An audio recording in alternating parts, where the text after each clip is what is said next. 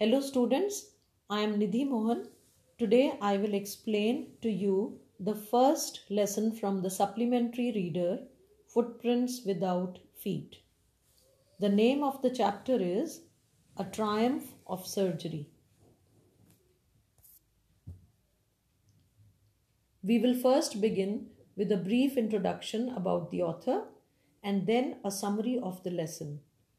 A few questions are also enclosed at the end of the summary.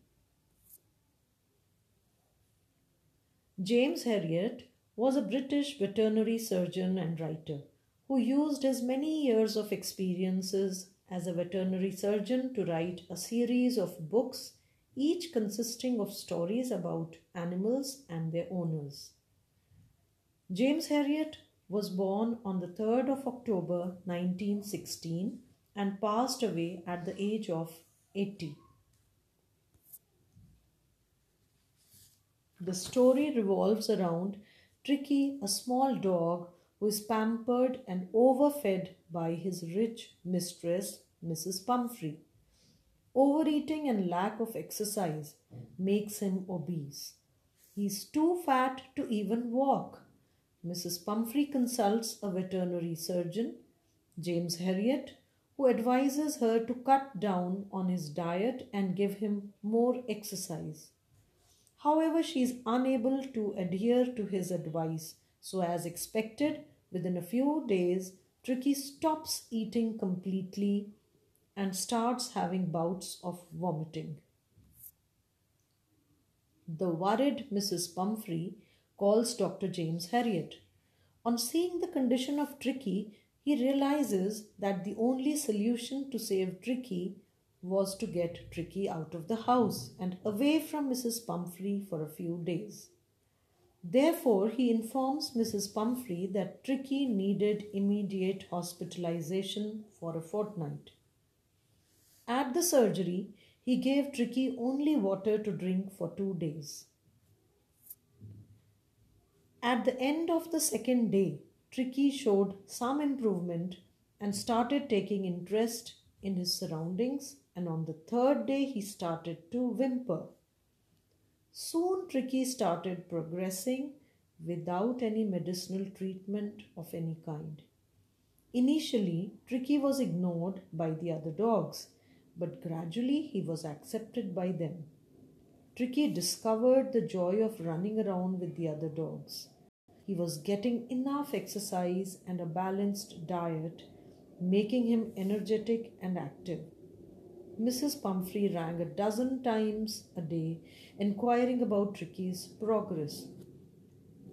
She also wanted to know if his cushions were being turned around regularly and if his coat was according to the weather and so on. But James Herriot only told her that Tricky was out of danger and convalescing rapidly. The word convalescing made Mrs. Pumphrey send eggs, bottles of wine and brandy for Tricky to build strength and enrich his blood. They were not good for Tricky's well-being, so instead the doctor and his staff enjoyed the wine, brandy and eggs and were tempted to keep Tricky as a permanent guest. But James Herriot, realizing Mrs. Pumphrey's love for Tricky, after a fortnight, phoned her and told her that Tricky had recovered and was awaiting collection. On seeing his mistress, Tricky jumped into her lap, licking her face and barking excitedly. Mrs. Pumphrey, overwhelmed on seeing Tricky active and energetic as never before, thanked James Herriot, remarking that Tricky's recovery was a triumph of surgery indeed. Apparently, this is a simple story with a simple subject. But if we try to read between the words, the story has much significance for our life as well. You'll see that many kids around us are overweight and spoiled. Every demand of theirs is met. Such children develop into couch potatoes. We need to understand that regular exercise is very essential for each one of us.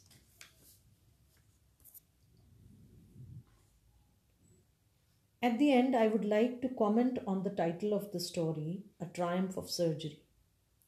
It is evidently ironical as we know that no surgery takes place in the story, yet, through the mode of irony, the writer himself, who was a practicing veterinary surgeon, has conveyed a very important message.